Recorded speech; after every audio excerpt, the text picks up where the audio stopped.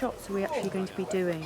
Has it been broken down, you know, Yeah. all of the wedding stuff? Yes. Best known for starring in detective shows Scott and Bailey, and with roles in dramas like Doctor Who and Cranford, Lesley Sharp's varied stage, screen and TV work has earned her a reputation as an accomplished and versatile actress.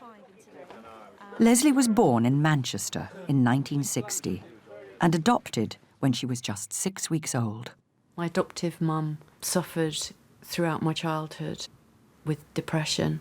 So my relationship with her was tricky because there was a degree of unreliability about whether or not she was going to be well, and if she was well, how long that was going to last. She died when I was 15, so it was me and my adoptive father, Jack, and I absolutely adored him. I worshipped him. Very, very calm and very sort of clear. So he was kind of like this brilliant port in a storm. In 1990, Lesley traced her biological mother, using the limited information that her adoptive parents had been given. This is my birth certificate. My name at birth was Karen. My mother's name is Elsie Makinson. When I made contact with my mum, I was really nervous. You don't know who you're going to meet. You don't know who you're going to find. You've got no idea at all. It's scary. It's really scary. Picture of my mum. There she is, looking quite neat. What she did tell me was that she had an affair with a man that she was working with, but the problem was that he was married and he had children. And then she got pregnant by accident, and they decided that it would be for the best if the baby was given up for adoption. And she breastfed me right up until the moment that she handed me over, and it was pretty harsh. She took these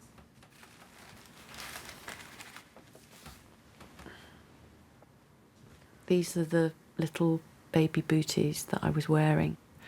The last time she ever held me in her arms as a baby, she took these off my feet and kept them. My Auntie Margaret gave me these when my mum died. My mother told me my father's name, and it's a very unusual name, surname. His first name is Norman, but his surname is Patient. A few months after my mother and I had met, I'd bought a Sunday newspaper, and they had these two old guys in Didsbury, in Manchester, playing bowls. One of the names underneath was Norman Patient. And I looked at this picture of this man, and I saw this. And I thought, oh my God, that's my father. Is that my father? I picked up the phone, I rang my mum. I said, I think I've just seen a picture of my father in the newspaper, is it? And she had the same newspaper, and she said, yes, it is. And I looked at this picture, and I felt very angry. There he was in the sunshine, enjoying a game of bowls. And my mum had had to go through all of that on her own. So I didn't want to trace him. Now my birth father is dead. I wonder, did he manage to keep me a secret? And if he did anybody guess? Did he have that thing about him? Did he behave or look like a man who would cheat on his wife?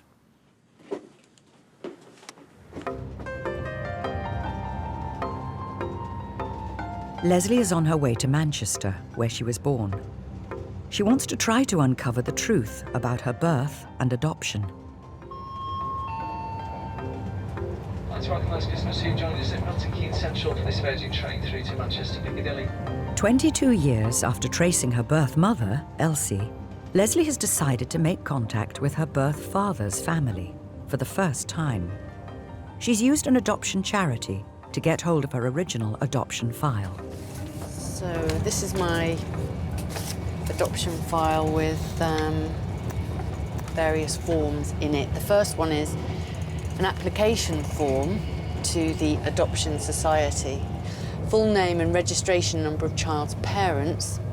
So baby's mother, Elsie Makinson, baby's father, Norman Patient, and then in brackets next to his name, married. Has either parent any other children? Father, one boy, one girl. Does the father consent to the adoption? Yes. If not married to the mother, is he liable to contribute to child's maintenance? There's a Y that's been crossed out, and then no. Why is the child offered for adoption? And written here is for financial reasons and best for the baby. There you are.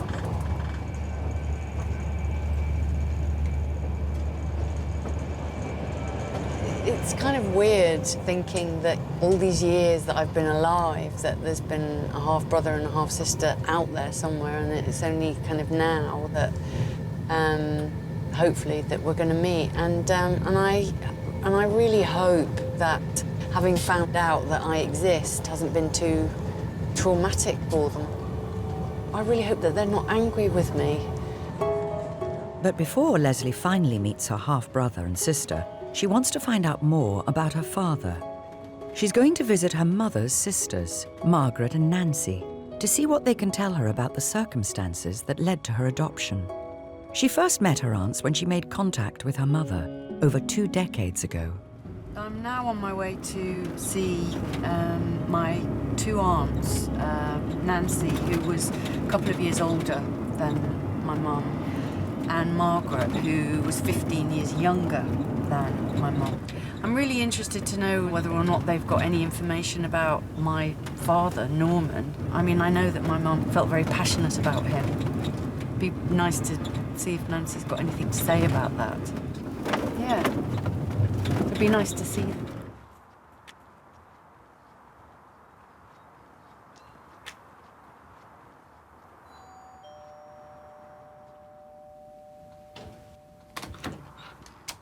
Hello. Hello. How nice to see you. Oh. Lovely. Oh. Hello, Margaret. Hello, darling. Hello to see you. So this is my favourite photograph of her. Nancy tells me she was about 17. Yeah. And I love that. Lovely. So, ladies, do you remember Mum coming home and talking to you about the fact that she was pregnant and telling you what had happened? Yes. So, can you tell me about that? Well, I was living at my nana's at the time, and she came round to tell me that she was pregnant. She said, and I can't tell my mum. She said, will you break it to her for me? And I did. What did my grandmother do? Oh, she was shocked at first. She was really shocked. But my mum stood by her all the way through. But nobody knew, only the immediate family. Right. I mean, when it all actually started... Do you remember what happened? I remember being left out. I remember not being talked to. I remember walking in rooms and people stopping, speaking, because it was like, to a certain extent, like I didn't exist. And I realise now that they weren't going to discuss it with a 12-year-old. Right. So I knew things were going on, and I knew that everybody was upset, especially Elsie. When she did go out, Nancy was telling me that she had to wear a big coat and sneak round the back avenues so the neighbours wouldn't see her. At that time, it was unheard of, really, you know, to have a child out of marriage.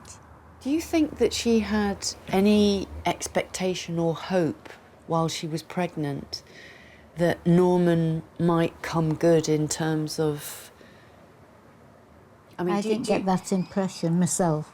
Elsie had no job and she had no support of him. Did she ask him for money? Do you know? No. No, no. And he didn't offer any? No, no. No. I mean, he'd never been in touch or supported her, else she wouldn't have given you away. She wouldn't. She wouldn't have had you adopted, I know. I can vouch for that. And then, you know, when you weren't going to be kept, she went to the mother and baby home. For me, it was more about when she'd actually given you up and she came back home. Right. And that's when we would talk. Right. And that's when that was really sad time and distressing time. And she was upstairs and I could hear her crying. So I went upstairs and asked her where the baby was. Oh dear.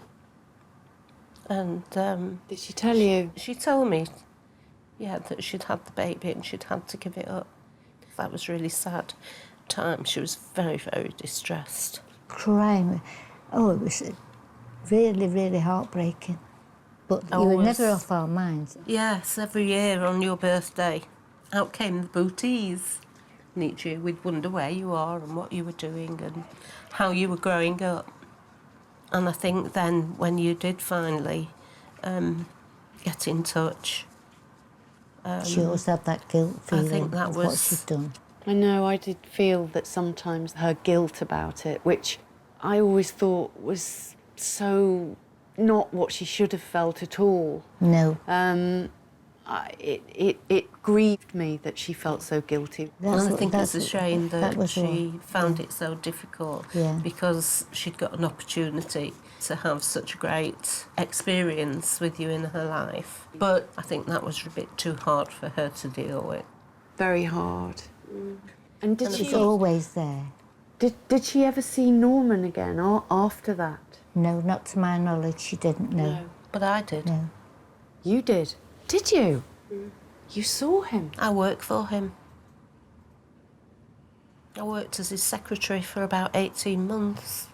But I didn't know he was your father. When did you find out that it was Years him? and years later. So she didn't tell you that... I didn't know. But she knew that you were working for him and... This and is he the must bit have that I known. can't figure out, and he must have known, but I didn't know. My God, Margaret, what And was I he wo- like? He was a very nice man. Did you? So you liked him? Yeah. Goodness me. What are the chances of that? I have no more understanding about my father and what his feelings were about my mother and what he was doing.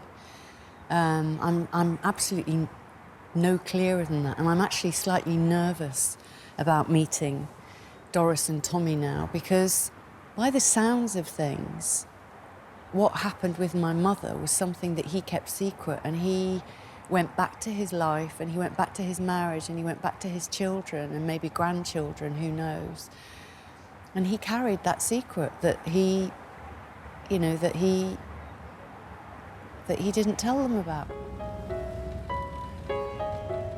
Lesley is on her way to meet her half-brother, Tommy, and half-sister, Doris, for the first time. We're in an area of Manchester that I've never been in before, and we've just driven past where Tommy and Doris, my half-brother and sister, are. And I'm going to go now and meet them.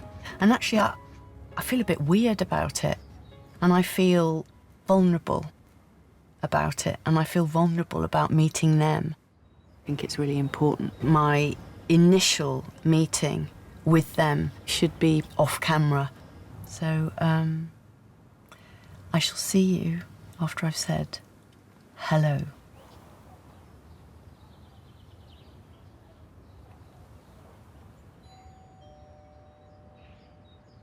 After making their introductions, Lesley and her new family are happy to continue talking on camera.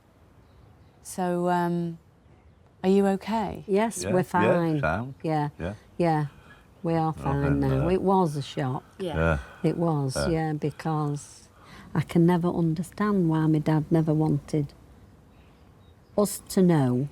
Well, I suppose I can understand because he didn't want my mother to know. But in later years, why didn't he tell us?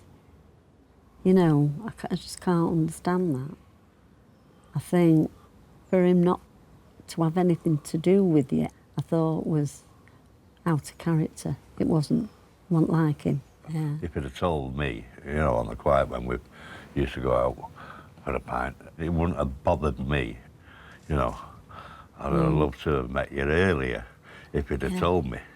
Yeah. But unfortunately, He never, he didn't. never you spoke know. to any others about it. How old were you when I was born, do you know? I was 20. And what about you, Doris? I Were was you at home? well, I was married then. Oh, when I did was you get married? I How was old were you? 21 When you I got married? in 1960. Right. That's me in February 1960. And my dad giving me away. That's you getting married. Yeah. Yeah. Sweet photograph. When I got married, I was expecting Stephen. Was that the reason that you got Yes, married? So you yes. told your parents Yes. that? And what happened when you told? My dad went absolutely crazy. He went ruddy spec. He played up hell. Yeah. But everything turned out all right, as they do in the end. What date in February? The 27th. Elsie would have been 5 at weeks. the mother and baby home. They had a conscience that day, I don't know. You know. Wow. Yeah. February. Yeah, and Stephen was born in the August. And is that Norman? That's Norman. That's Norman. That's Grandad. Yeah. Yeah. That's Dad or Norman. Or whatever. Yeah.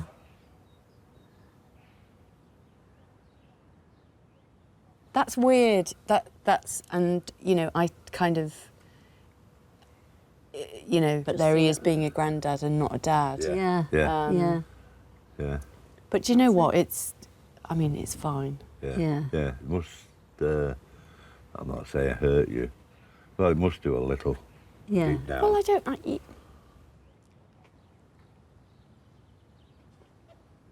That was when he stopped his tram or trolley bus. Okay, so this is from the Deputy General Manager and Traffic Superintendent to driver patient. Yeah. I have received a report that about 8:45 a.m. on the 18th instant, you were observed to leave your bus and go to the assistance of an elderly blind man who had difficulty in crossing the road. This action on your part was seen and appreciated. 19th of September 1947. Good Yeah. for him. Yeah. Yeah. That's brilliant. One of the big things about meeting you and maybe seeing photographs and stuff was obviously to do with physical resemblance Yeah. because, you know, obviously this nose is big. Yeah. Yeah. And, you know, you kind of go, well, well, I I'm not wonder, behind, I'm not behind Yeah. the bush. No, yours No. is yours is a good Yeah. size Right, as we've well, got- but it's the shape too, Yeah, and I but think because Yours you're is like mine, it bends a bit. But now you hear sis.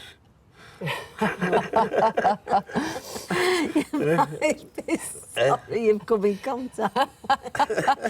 You'll leave me and say, what the bloody hell happened? You know. my father was this blank figure who basically left my mum, did a runner. He had this thing about illegitimacy. It obviously kind of triggered something. So my mother getting pregnant with me, that was it. But actually, you know, there's this whole picture of him as this guy who stopped trams for blind people, was very involved with his grandchildren. You know, there's a proper picture that I've been given of a human being, rather than this kind of two-dimensional and slightly bad guy that he, you know, maybe has been in my head. The other thing is the surname. This surname, Patient, which is a really unusual name, and I've always wondered where it has come from.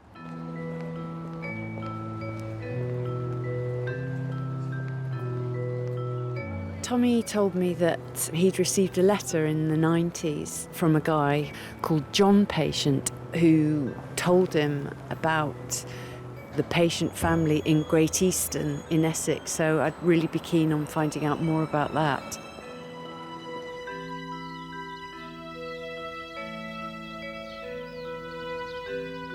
Having reconnected with her birth father's family, Lesley wants to dig deeper into the patient roots. She's travelled 170 miles south to the county of Essex. Oh, pretty. It's pretty round here. Isn't it beautiful?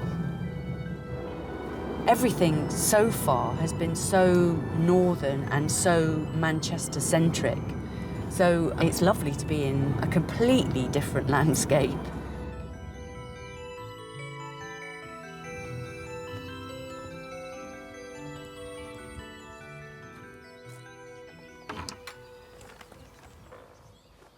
John Patient is a distant cousin of Lesley's. He spent more than a decade exploring the family genealogy. Hello. Hello, Lesley. Are you John? I'm John. How do you do? Very nice to meet you. Very nice to meet you too. Very nice. Lesley and John's first common ancestor is their great-great-grandfather, Charles Patient. So we've drawn up a little chart here, and this shows Norman. your father, Norman. Yep. Thomas, my grandfather. Your grandfather. Thomas again, my great-grandfather. Grandfather, that's And right. then Charles Patient, That's my right. great-great-grandfather. This is the first document.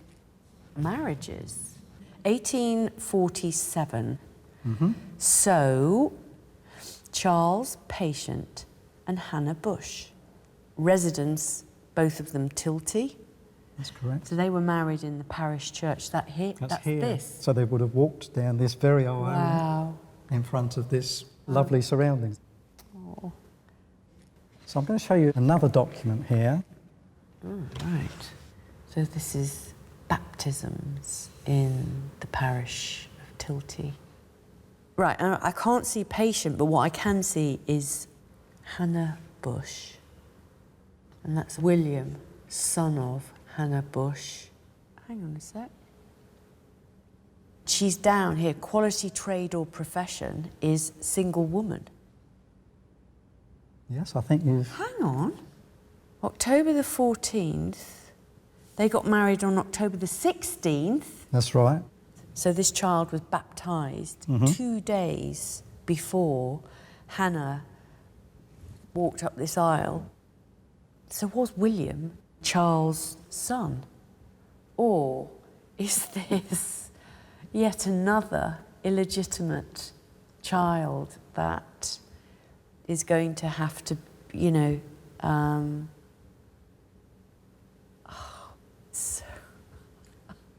It's almost history repeating. almost, John, there is this recurring theme. No, God, that.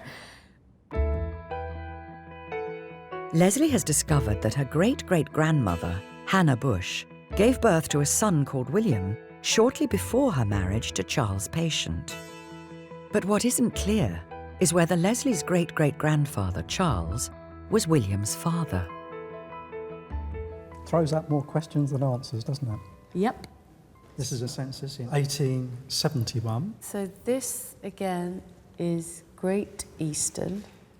Charles Patient. That's right. He's the head of the household. Hannah, his wife, 41. And then there he is, William Patient, age 25, still at home. George, 21. Thomas, his son, 17. Charles, is that 15. I think. 15. Eliza, 13. Frederick, 11. Mary, 9. Harry, 7. Sarah, 5. And is that Walter? Walter, that's right. 1. God, so they kept going, didn't they? 40. So Hannah was 40, and Yes. she was still giving birth. 10 kids. Great, good. I'm glad. I'm glad he had all his children with him. And very nice to see that infant William, who was there when they got married, is there as their boy. What would be terrific would be to find out whether or not William was Charles's son, or whether he was Hannah's son by another man that Charles totally took to his heart and family. Great. Thanks ever so much, John. That's okay. Thanks ever so much, John Patient. Cousin. Cousin Patient.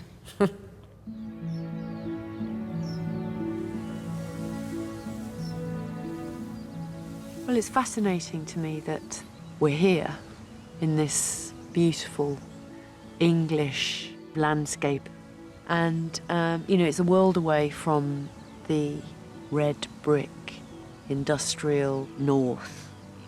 But in spite of that, there are these common themes that keep coming up. Women who had illegitimate children and got on with it. And then suddenly, you know, in the middle of this tale that we've heard today, there's this boy, William. Charles kept that boy there. That boy has his surname. Don't know whether it is his child or not, but he's there. Lesley wants to find out whether William was Charles Patient's son. She has come to the nearby town of Great Dunmow to meet historian Professor Eddie Higgs. So, what have we got here? 1871, marriage solemnised at the parish church in the parish of Great Easton in the county of Essex. October the 21st. Oh, William Bush. Oh, father's name and surname is down as Charles Patient. So right. So what would that mean then, Eddie? Well, he seems to regard Charles Patient as his father, Yes. but he's not using his name, No. so it indicates that he's probably not his biological father. He couldn't have fudged that issue. Legally, he would have had to have put what Legally he could have done, but he Right. chose not to. Right. So, which is further evidence that actually he's not the son of Charles Patient, I think. Right. So how unusual was it in this day and age for a man to take on another woman's child? That's quite an unusual thing, I think, at this period. But what is special about Charles, I think, is that not only does he wed her just after she's had a baby, but he's obviously courting her while she's heavily pregnant. Yeah. And yet he still does the honourable thing and marries her. But to do it in these circumstances, I think is quite exceptional. He seems quite an interesting guy, all in all. Another document to show you, it's a census in 1911. Okay. So there he is, Charles Patient, head of the household, aged 85. Good age. Yeah, great age. He was married. So he's been married for 22 years. That's correct. To Jane Patient, who's now 72. So she's died, Hannah. That's very sad. But that's great, isn't it? He was married to Hannah. Yep. It's terrible that she died, but he's gone on to have another 22 years of happy marriage with this woman, Jane. Yeah. He was a sticker. Yeah, he was, wasn't he? And then, blimey, there's two little kids there with different surnames. George Maybury, aged 11. William George Keane. They're not from Essex. George Maybury is from Sheffield, Yorkshire, and William Keane is from London, Custom House. One of them's 6.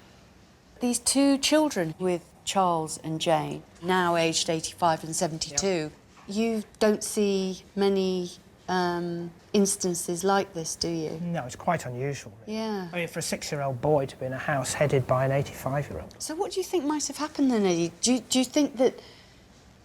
I don't really know. It'd be interesting to find out how they actually ended up with him. Yeah. Is there any way of finding out any more about these two boys and why they're there in the first place? There may be records. From the 1870s onwards, you've got compulsory education. Yeah. So they'd been at school. So the best bet is perhaps to go to the Essex Record Office and look at some of the records there, which might give you an insight into who they are and why they were living with Charles Patient. Yeah, thank you so much. It's been amazing. Thank you. There's something really noble about the way that Charles appears to have conducted his life, and wonderful about the way that he raised a family. And this boy, William, who wasn't biologically his, is happy to call him father.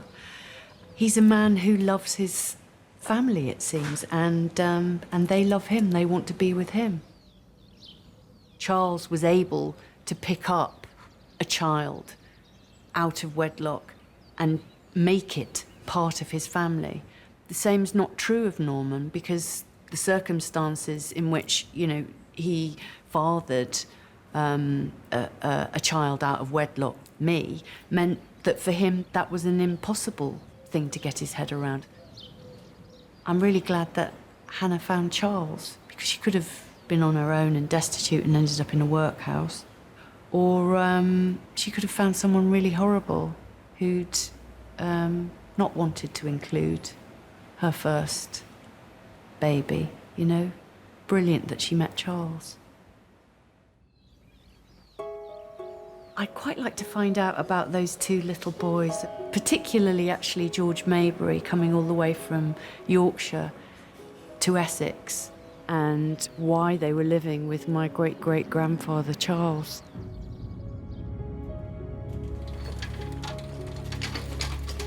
Lesley knows that George Maybury and William George Keane must have attended school nearby. She has come to the Essex Record Office to see if there are any surviving records from the local school.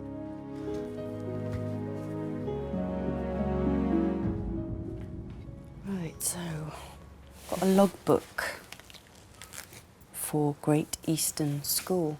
That's 1889, 1893. The 30th, several children absent with sore throats. January the 17th. Dr. Barnardo children being called in. Monday, only fair attendances. The rest of the week far better except Friday. Admitted 10 children, 6 boys from Dr. Barnardo's home in London. Barnardo children were orphans, and from what I've picked up, Great Eastern was a place where Barnardo sent their kids. July the 13th, attendance is about the same as last week. Several of the eldest children in the upper class coming badly, and 3 more of Dr. Barnardo's boys left for Canada. 1905. 5 Barnardo's boys have been admitted. So maybe George Maybury and William George were Dr. Barnardo's children who got taken in by Charles. If Charles' patient did take on Barnardo boys when they were tiny, he'd have been very old. So that's an incredibly generous thing to do. He obviously loved children, and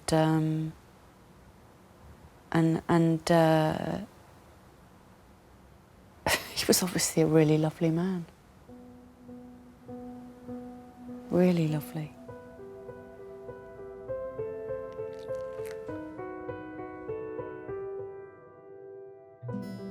Dr. Thomas Barnardo came from Dublin to London in 1866 and found a city struggling to cope with the impact of the Industrial Revolution. In just 50 years, London's population had doubled in size. Thousands of children were living in terrible poverty, and 1 in 5 died before their 5th birthday. An evangelical Christian, Barnardo was so appalled by what he saw, he decided to dedicate his life to rescuing destitute children. In 1870, he opened his first children's home. By the time Barnardo died in 1905, his charity ran 96 homes, caring for more than 8,500 children. Having seen the school register, I'd like to find out a bit more about those 2 boys ending up living with my great-great-grandfather. I'd like to see if they were indeed Barnardo's boys. Lesley has come to the Ragged School Museum in East London to meet Barnardo's archivist, Martine King. I've had a look in the archive and in our records, and we have managed to identify both the boys as having come into Barnardo's care. Wow. And if I can give you some limited information. This is one of our admission books. Every child that came into Barnardo's care would have been listed in this book. So as you can see, first of all, we have George Maybury. who was admitted to Barnardo's at the age of 4. Okay. On the 1st of May, 1903. Yes, that's when he came into Barnardo's care. Okay. This is William. William George Keane. This next column is boarded out, and I see near George here, if you go along, that it says he went to Tilty, Yes. which absolutely makes sense in terms of what I found out about him. So he went there on the 28th of July, 1903. George Maybury, on the census, was 11, but age 4 in there. So he must have been with Charles for a while, well, 7 years. Which it would have been quite common for a child to remain with a foster carer for most of their childhood. But isn't it unusual that on that census there's those 2 very young children with this? I mean, he's an old man. I mean, even by today's standards, he's old. Barnardo's were quite keen when they recruited foster carers to take older couples because they felt that their life experience was greater. Right. And they'd already looked after their own children. Yeah. And seen their own children go off into the world. So they had the time, so the they patience. had the time and the patience to nurture these children. Dr. Barnardo began his system of boarding out, or fostering, in 1887. This practice of sending children from care homes in the cities to be brought up by families living in the country became central to Barnardo's philosophy. By the time Charles Patient was fostering George and William, thousands of children were boarded out all over the country. This book that I wanted to show you, Night and Day. yeah, this is one of our Barnardo publications. This one's from 1888. And this is the original, This is the original book, yeah. And here, Barnardo talks about how the foster carers were employed. As you can see, we have an undertaking. So this would have been the document that would have been sent to your great-great-grandfather. You want to? Yeah. So this is an undertaking by the foster parent for the boarding out of the child. In consideration of my receiving the sum of 5 shillings per week for the lodging, maintenance, washing, school fees, clothing and care of such child, do hereby undertake that the said child shall be brought up carefully, kindly, that's nice, and in all respects as one of my own family. The foster parents should be Christian people belonging to the labouring class, should be fond of children and should have an assured income from other sources.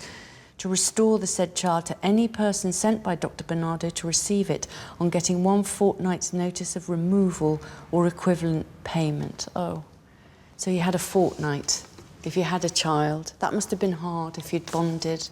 What I would be interested to know is what happened to those 2 boys. Unfortunately, because you're not directly descended from them, I can't give you their personal information. But all of that information would have been recorded. Yes. I saw in the school records that some of the children, some of the Barnardo's children, went to Canada. How would it be possible to find out whether or not that's what happened to William and George? If you want to look further into this, then there are genealogy sites where you can look at passenger sailing lists to find out if they were migrated. Right. Barnardo didn't just send children willy-nilly to places, you know. There were these stringent checks and measures that were taken before children were placed with families. Really strong criterion, and Charles fitted the bill. So I have high hopes that Charles was a warm and loving man. Lesley is searching ship's passenger lists. She begins with William George Keane. Says 0 good matches. OK, so I will see if there's anything for Mr. Maybury. George Maybury and his birth year. 1900. Oh, wow. George, there he is. Birth about 1900. Departure, Liverpool, England. So, let's have a look. Here we are. So he was on the Tunisian search the ship, view the Tunisian in the passion. So I can have a look at this original record here. Wow. He's the oldest one there by the look of it, age 12. The rest of them are all 8, 9, 10 and 11. Goodness. This is a kiddie transportation ship. I wonder if he's still got family living in Canada. George may well have spoken at length about his early life, so there may well be some information about Charles. And who knows what these children had with them when they left, whether they were given something precious. You know, like that pair of booties that I showed you on that very first day that Elsie kept of mine, you know. It would be amazing to find that out. Lesley has discovered that at the age of 12, George Maybury was taken from her great-great-grandfather's home and sent halfway across the world to Canada. George was one of thousands of children that Dr. Barnardo transported from his homes and foster families in England to the colonies. To cope with the huge numbers of children being shipped abroad, Barnardo's ran a special train service from London to the docks at Liverpool. From here, the children embarked onto ships. The majority was sent across the Atlantic to Canada. To try to understand why Charles and his foster son were separated, Lesley has come to Liverpool, the city George sailed from in 1912, to meet historian Professor Stephen Constantine. What you get, of course, is a lot of these kinds of images. The children here clearly are all in a form of uniform. This is one of the parties that will be sent with some overseer from Barnardo to see that they are cared for on the way. They would arrive in Canada and then be distributed from one space to their futures. Can't even sit up straight. And you look at their little faces. So this is processing them for a better future. And then this is Dr. Barnardo the man often himself. came to see them off. He did this quite regularly, seeing his parties go. And here is another one. Oh, God. Look at him, just a baby. But I think you'd like this one as well. This is 1904. This is an original Barnardo's document. Goodness it's called me. A National Debt. And This what is you an find, original yes, document? that's right. But I think this is the particularly interesting bit. Some results already attained. Look on this picture. Look at this lad, turned out on the streets by a cruel and drunken stepmother. And then here we go. The pariah of the streets has now become a good-looking, hard-working young man with a considerable and increasing balance at the bank. What is better still, he's found week by week engaged in Sunday school work, telling to others the secret which has so changed his own life. A total of around 80,000 children are going to Canada before the First World War. So it's worth thinking about George's own experience. You'd almost certainly be sent to work on a farm. Right. Farmers themselves are keen to get hold of the children. They are cheap labour. Because they're young, their wages will be low, and therefore they become a useful asset. And then to be placed with people who are not your parents, who are new adults, and then to be told that this is your role. I'd really love to be able to find out more about what happened to George. I'd love to find out where he went. I hope that he went somewhere where there was kindness shown to him. Well, I think I'm able to help you on this. I've been able to trace through online records, so I've not made the contact personally, but online records say that there is a George Maybury, grandson of your George Maybury, being located. Oh, that number's in Canada? Yes. Wow. So George has descendants living in Canada, and there you have a contact number for him. Wow. I wonder if George's grandson knows about my great-great-grandfather. That would be interesting. That would be interesting, and it would be very interesting for a Maybury to meet It would. a patient again It would. I after think all that these would be- years.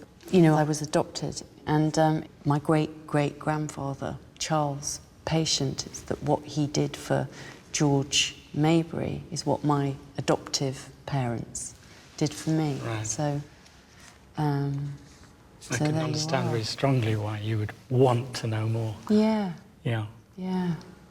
Good luck. Good Thank hunting. you. Thank you.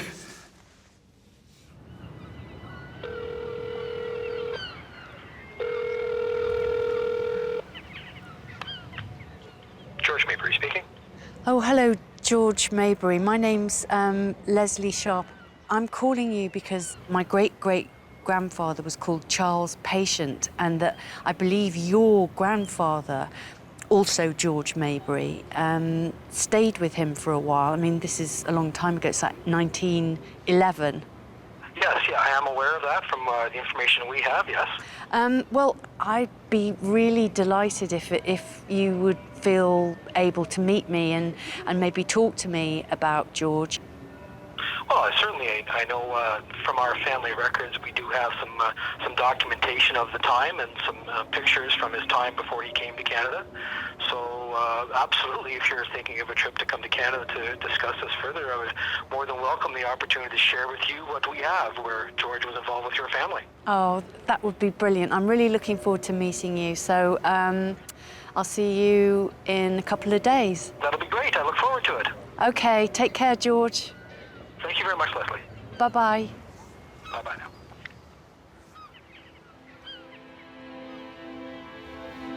It would be amazing to go and meet George Maybury and see if George Maybury, who was looked after by Charles Patient, ever told him any stories about what happened to him and about how he felt about going to Canada, and if George Maybury Jr.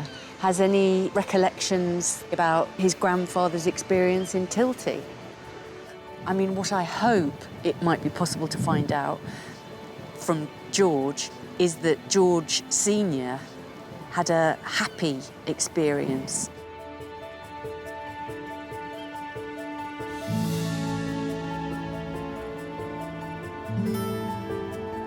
100 years after her great-great-grandfather and his foster son, George, were separated, Lesley has followed George's trail to Toronto to meet his grandson, George Maybury Jr. Hi, Lesley. Hello, George. Hi, George Maybury. How do you do? Nice to meet you. Really nice to meet you too. Yes. Thank you for coming all the way over. George is taking Lesley to the town where his grandfather was sent to work after he arrived in Canada. We're down in area of southwestern Ontario now. We're on our way today to Dresden, Ontario, and Dresden is one of the little communities that has the farms that George was sent to. George coming over from what he experienced beforehand was a definite sense of family, and coming out to something like this would have to feel fairly isolated.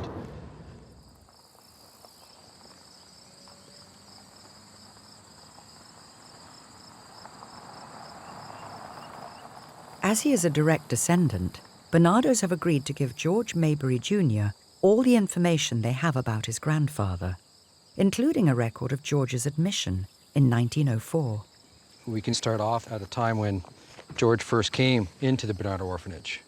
And this is a picture taken of him on the day that he was taken in by Barnardos, the day that he was dropped off.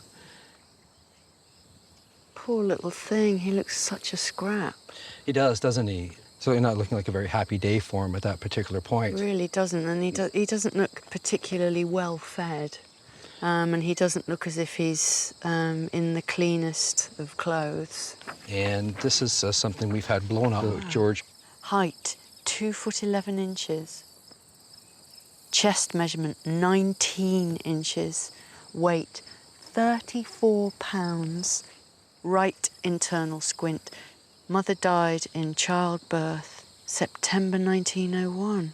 Children have since been maintained by the father's mother, who was about to send them to the workhouse.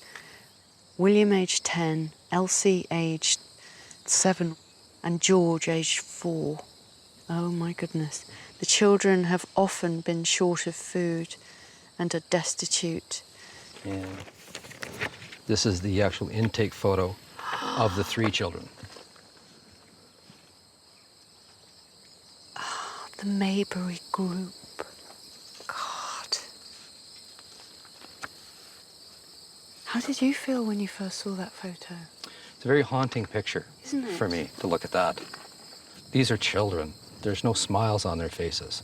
There's no hope. It's just 3 children and being dropped off someplace to go to a completely unknown future.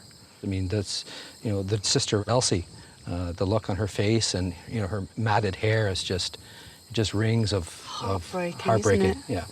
I tell you what, though, George, the thing that does give me sort of a bit of comfort about this picture is the way that she's leaning into baby George. There's a bit of affection there, and he's leaning his cheek on her head. Mm-hmm. There's a bit of comfort to be had from his older sister, if nowhere else in the world. Very good observation. Thank goodness. Yes, exactly. George has also found 2 photos of his grandfather that were taken while he was living with Lesley's great-great-grandfather in Essex. While he was with your great-grandfather, they arranged to have some pictures taken of George. These are a few years later, taken in Dunmow, and showing how much he's come along. Oh, look at him. They got him spectacles. They did get him some spectacles, odd little spectacles. I have them here. That's... So we've kept these in our family a long, long time. Goodness me, look at that. So those are over 100 years old. And that was something that Charles obviously did for him. Absolutely. This is all Got in the sorted care of for Charles. him, Yeah.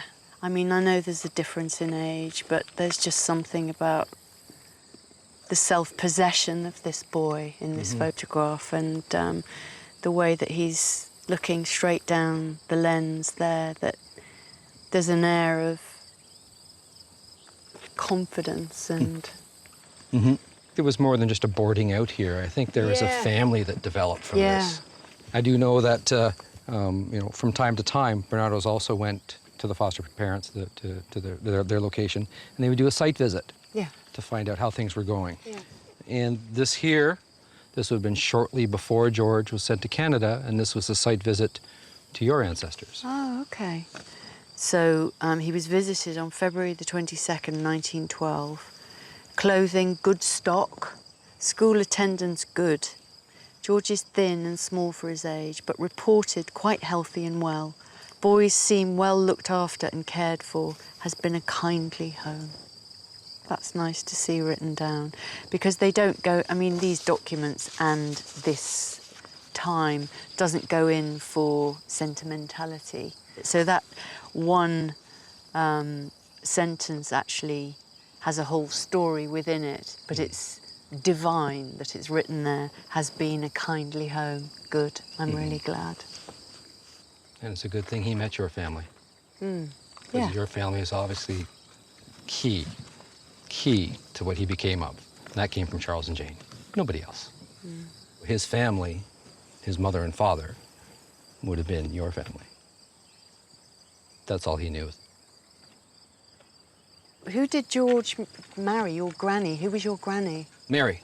Mary. Mary Martha Jane, from the final farm Barnardo's placed him on. And he actually fell in love with the farmer's daughter and ended up marrying the farmer's daughter in a small community here in Ontario. That's wonderful. You know, my great-great-grandfather, Charles, seemed to me to be a man who loved children, who loved the idea of family.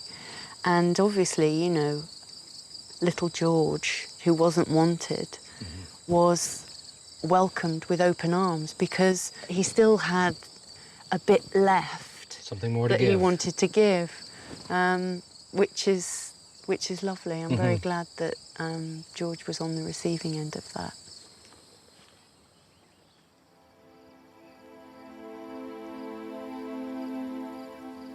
There was something in me that very much wanted to find out where I was from, you know, who these people were, Elsie and Norman. I made a decision on my own to find my mother. The thing about finding my birth father was potentially something else because he had this other family. My great-great-grandfather, Charles Patient, was a delightful character. His imperative was to make a family, and the ties that he forged, he was very faithful to. And Charles's family included taking on board a child that wasn't his. I feel an incredible warmth towards him, and sort of feel very proud actually that, you know, I'm of him, that I'm from someone with that generosity of spirit. That's wonderful. One of the things I found most awkward is referring to Norman as my father. Genetically, he is, but my feeling about who my father is not Norman. It was my dad. It was Jack. He was my dad. And even though Jack's dead,